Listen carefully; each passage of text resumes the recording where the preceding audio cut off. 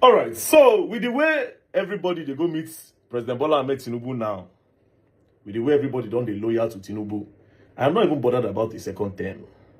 I'm not bothered about the second term. I am not bothered about the third term. Think about it. I just saw a video of Pastor Tunde Bakari where go meet Tinubu. After all he talk about Tinubu, he still later go meet him. I think there was a place where he even said he will never call Tinubu his president. So coincidentally, yesterday he did with him. You understand where he chill, and there's no way you don't go say Mr. President. Now, what am I trying to say? Now everybody they join APC. I go play with Tunde Bakari, where Pastor Tunde Bakari talk before. You know, now everybody they go join Tinubu. Think about it though. One of the main reasons why I think these people want to push hard for a one-party system, I don't think it's because of 2027. At this point, it's becoming more and more like something that is about the future. I feel like they are trying to do one-party system because guy man no go won't leave power when in tenure finish. Just think about, because if it's a one party with the kind of influence he has, who won't challenge him? If not one party, who will be the opposition to challenge him? When the major party, the structure, the people that have influence in the opposition are already going to join APC. You think about these things sometimes.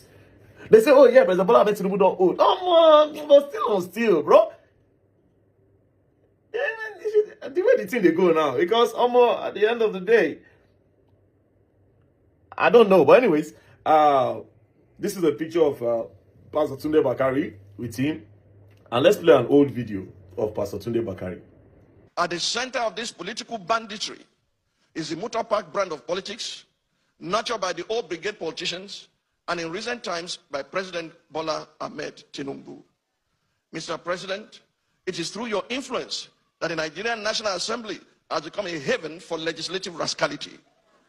Mr. President, it's under your watch that the National Assembly has become an extension of the executive, grossly violating the principles of separation of powers and rubber stamping the whims and caprices of your office, all while singing the international anthem of psychovance on your mandate we shall stand. Mr. President, thanks to your political machinations, Nigeria is now bedeviled by a captured National Assembly, the most ineffective in its checks and balances role since the start of the Fourth Republic. In 2006, the Fourth National Assembly had the audacity to reject the tenure extension bid of a sitting president. In 2010, the Sixth National Assembly summoned the courage to stand against the power hijacking cabal and restore Nigeria to the path of constitutionality by invoking the doctrine of necessity. In 2011, the House of Representatives of the Seventh National Assembly had the courage to elect its leaders, as did the Senate of the Eighth National Assembly in 2015, defying executive interference. This National Assembly, the 10th, has by its unconstitutional endorsement of the President's abuse of powers proven to be the most spineless in our recent history. Through its actions and inactions, the National Assembly has in effect become the 48th member of the President's cabinet. While a cabinet minister by the name of Wike, is it Wike or Wike or Wakeep? While a cabinet minister has more or less become a third-time state governor in Rivers State, pampered by the indulgences of the President. Recent events have made it clear to Nigerians that had this assembly been in place in 2006, when the third-term agenda was proposed, our democracy would have since morphed into one of Africa's lamentable tales of sit-tight dictatorship.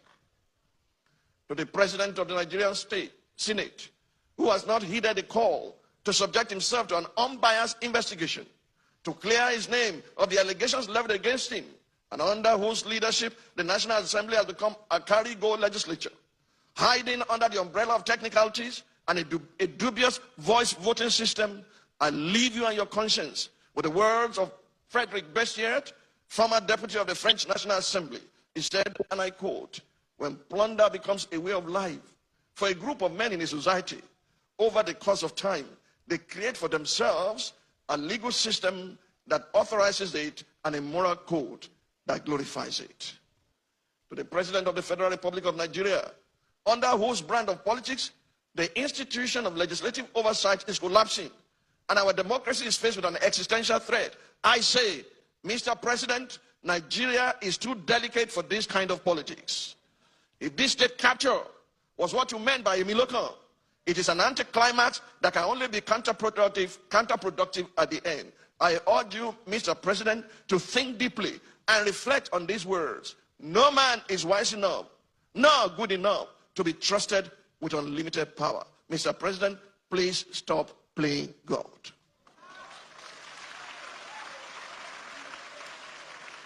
Now, this being said, it still no mean say the man if he gets in another opinion. I mean, it's possible that President Bola Ahmed Tinubu called him and convinced him that don't worry, we are going to do the government well. My point of making this video is never say never at the end of the day. But me, as I did like this, even if everybody go join there, me, well, I'm never ever going to do politics. It will be my business. I'm not even interested in it. But like I said, 2027 now I go see betrayer. 2027 election, all the people where they put, all the ones where they shout, Peter Obi, all of them. I say plenty of them, they don't collect their money this period. A lot of people don't collect money. They don't collect money keep. They are just waiting for that day, make everybody just say, man, fuck it. I mean, money they give me don't do okay for me. So, you know. Nigeria, you're gonna learn. And you will learn the hard way. Don't play.